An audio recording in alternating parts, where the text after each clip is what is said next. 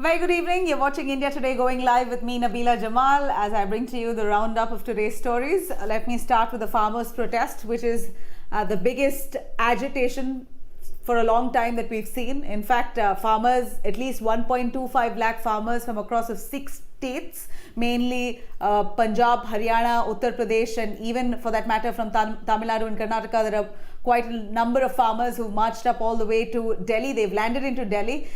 Many of them were stopped at the border areas leading into the national capital. We saw agitation there that we've never seen in the past, where farmers have been pushing their way through into borders, but the police have been trying to stop them using force. What really turned ugly was that the farmers have been wanting to go ahead with peaceful agitation, but the police there not allowing them inside the borders have irked these farmers, eventually resulting in these farmers throwing stones, throwing away barricades, and literally using muscle power to push the police aside. And in retort to that, the police using tear gas shells repeatedly. In fact, our reporters who were on ground have said that they can't count the number of times that the police have fired tear gas shells to disperse the crowds. Apart from that, lathi charge, water cannons, and undeterred by all of that force used by the police, the farmers have marched on. They've literally pushed the police to a brink, eventually with the police giving up and allowing the farmers to come into Delhi. Now, the interesting point here is that where are these farmers headed towards? The protest has been on for 2 days now. The farmers initially agreed upon it. The farmers who are protesting collectively said they wanted to go to the parliament and protest right before the parliament. But this, of course, was not allowed. And eventually they decided that they'll head towards Jantar Mantar. That too has not been given permission for. In fact, the police have said, the Delhi police have said they will be given permission only to head towards the Nirankari ground in Burari, Delhi. This is a place, a designated spot that the police have given or allotted to the farmers for them to agitate. But the farmers now, who've agreed initially, pushed through those borders and have now changed their mind. Midway through, there's a lot of confusion among the farmers as to where are they planning to head towards. Is it to Jantar Mantar or to the Burari grounds? Large sentiment looks like they're not going to go to the Burari ground, despite the Delhi police saying that they've got to go there and not to Jantar Mantar. There's going to be quite some confusion as those protesters approach closer to the national capital. And they're walking, they're marching by foot even as we speak right this minute. Now, several areas there were severe friction points that included the Singhu border area in Delhi, where protesters there, angry protesters, threw away barricades, pushed away. In fact, those barricades were not just regular barricades. Those barricades, the police had used barbed wires to wrap those barricades so that those farmers or the protesters who were approaching towards would be deterred by those barricades in place. Water cannons, lathi charge, tear gas shells, quite literally nothing has stopped them from coming into the national capital, into Delhi. Now, the reason to why the central government has said that they're not allowing the protesters to come into Delhi is because of the pandemic, the COVID-19 situation, which is quite worse in Delhi. It's the third worst hit state across the country, and looking at Delhi going through a third wave, we can't, in fact, the national capital can't bear an influx of people. God knows if the infection rate could double up. That's the concern that the center has shown, but nonetheless, the farmers say they don't care about COVID. For them, their livelihood is more important, and through these laws, it seems like the government is pushing them to suicide. This is exactly the words of the farmers as our reporters on ground spoke with them. Now, this is the situation there. Like I said, Singhu border, a friction point there. Several other areas, including the Tirki border near Haryana, that's also a friction point. And remember, these areas are not just people are protesting, but nonetheless, traffic has been stopped. It's come to a standstill. Many of the highways leading to Delhi, if you're coming by road into Delhi, be prepared to get stranded for hours, because right now protesters are walking their way, making their way into Delhi by foot. In fact, not just that, you also have blockages reported from the Delhi-Dehradun highway and the Yamuna Express highway, as well as the Mumbai-Agra highway as well. So massive traffic snarls. It might just get worse in hours to come. This could go on until tomorrow, until day after. One can only imagine the protesters there are willing to stay for months together. They're willing to protest at Jantar Mantar or wherever they are stopped for at least 3 months, and they're prepared for it. They've got ration for the next 6 months. They've got their gas stoves. They've got food supplies, they've got everything needed to survive sitting at a protest spot. They're willing to camp there for days unless and until the government rolls back on the new farm laws. Now, we do know that the demand that they have, the top demand that they have, is for the government to guarantee the minimum support price to their produce, which the government has verbally assured them, but nothing has come down in writing. The laws have not been amended there to suit their demand. Several other demands also, about 5 odd demands that the farmers have been making. This is exactly what the farmers want. They want the laws to be abolished, the new laws, and to uphold minimum support price. This is the primary concern. Now, quite naturally, like every other protest, it does take a political spin. Here too, the farmers' protest has gotten a political flavor. The opposition leaders there sharpening their attack against the central government, calling this anti-farmers law. You have multiple leaders voicing out their opinion. Let's start with Amrinder Singh, Punjab Chief Minister, where majority of the farmers who are coming to protest here are from Punjab. This is their primary livelihood. This is their main business in Punjab. Agriculture is the primary sector there. Considering that now that all the protesters are marching towards Delhi and the government is not so far willing to have a communication or a dialogue with those farmers, Amrinder Singh, Punjab Chief Minister, says that this is not fair. This is the time that the government has to come forward, indulge in dialogue, because agitation is now. Do not hold talks later. You've got to hold talks with immediate effect. The government was planning to have a communication with those farmers only on the 3rd of December, but Amrinder Singh says now is the time to speak. Do not muscle down the voice of dissent. You have Arvind Kejriwal there, Delhi Chief Minister, speaking, and he says that farmers they should be allowed to protest. It is their fundamental right, and peaceful agitation must be allowed. Remember, the police across, especially the Delhi police, had asked permission from the Delhi government to turn around 9 stadiums in Delhi into temporary jails so that they could arrest agitating, violating farmers and put them in those stadiums. But here the Delhi government has not given permission for that, saying that farmers are not prisoners. One can't muscle their voice. They must be heard, but it should be peaceful protests. Now, West Bengal Chief Minister Mamata Banerjee, also attacking the NDA, says that these farm laws are for black marketeers and it's illegal. You also have Ashok Gehlot, Rajasthan Chief Minister, saying that the government is going against their own people. Please indulge in dialogue with them at the earliest so that tensions are diffused. Even as we speak, there's huge tensions along 5 highways, most of the border areas that's leading into Delhi. While many farmers are still marching along, a lot of them have already reached the national capital. It's going to be chaotic scenes by tomorrow. What's expected to happen, we're not too sure, but the police doesn't seem like they have a plan B. What do they expect to do? We're not sure. Are they going to give them permission at the Jantar Mantar? We're still not sure. So it's an ambiguous situation, but nonetheless, farmers seem quite determined to end up in Delhi and make their voice heard.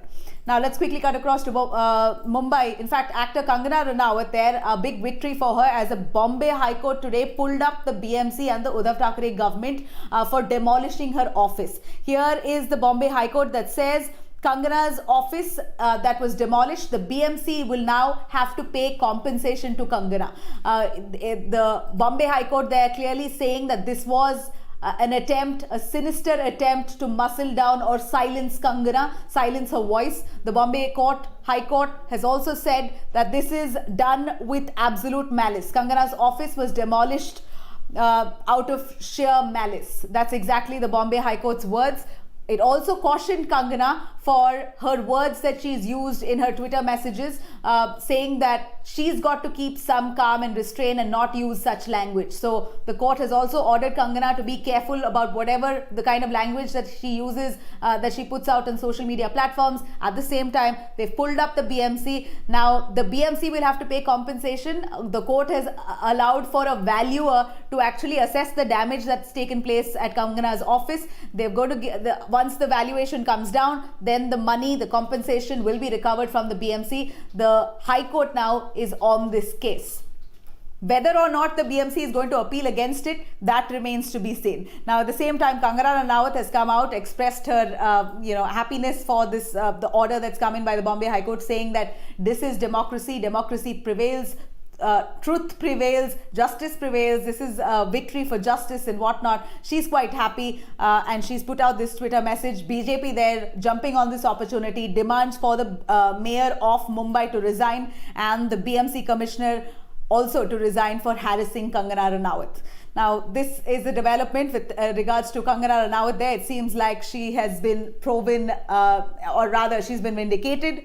Now, Maharashtra government seems to be quite serious with regards to the BJP's BJP upping the ante against the Uddhav Thackeray government. We do know that ever since BJP lost out in gaining power in Maharashtra, they've been constantly targeting the Maharashtra government. Now, Maharashtra Chief Minister Uddhav Thackeray, in an interview at the mouthpiece Samna, has said that BJP is indulging in personal politics. They are constantly targeting my family members. This is exactly what Uddhav Thackeray has said in the interview with Samna, saying that BJP is constantly targeting my son Aditya Thackeray, and this is not right, because if they push me to the edge, then I'm going to go after them. This is a warning of sorts that Uddhav Thackeray government has given out to the BJP, saying that it's not in the culture of the Shiv Sena to go after family members.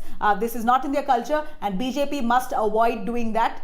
He also goes on to say that at a point when he was making a reference to Prime Minister Modi, he says that BJP leaders had cases against them a couple of years ago, and it was the Shiv Sena Supremo Bal Thackeray who had saved them at that point in time. So he warns the BJP to be careful before attacking his family members. And of course, he also speaks about love jihad and the laws that has been widely discussed and which has been approved almost in Uttar Pradesh. He says that love jihad is a creation of the BJP. In fact, in that case, there's also political love jihad, which the BJP themselves indulge in. What about that? In reference to the BJP's alliance with Mehbooba Mufti in Jammu and Kashmir at one point in time, the BJP having an ally or being associated with Mehbooba Mufti's PDP is also political love jihad, is what Uddhav Thackeray says. So is there punishment for that, is what Thackeray asks. Now, this is what we see here of the politics there in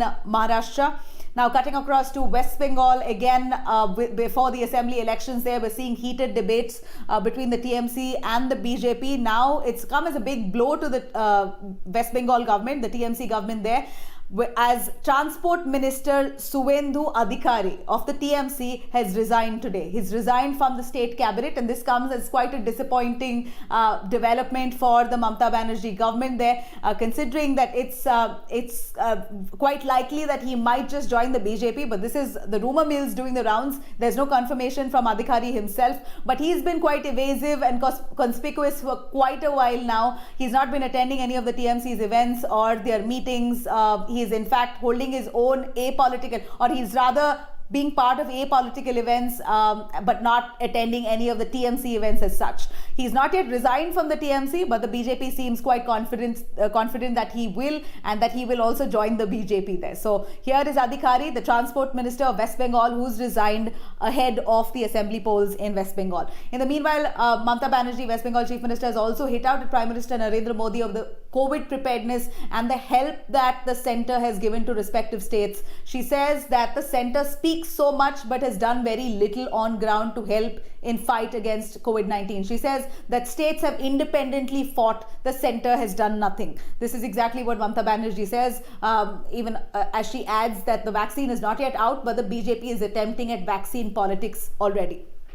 Cutting across to Hyderabad. The political mood there in Hyderabad heats up ahead of the municipal assembly polls. Remember, I've said this time and again that this is just a municipal polls, but the BJP has put all their force into campaigning ahead of the assembly elections, which is still about 2.5 years to go in Hyderabad, in Telangana. But it seems like the BJP is setting their stage right now. So today, JP Nadda is all set to be part of a massive 2-kilometer rally in Hyderabad.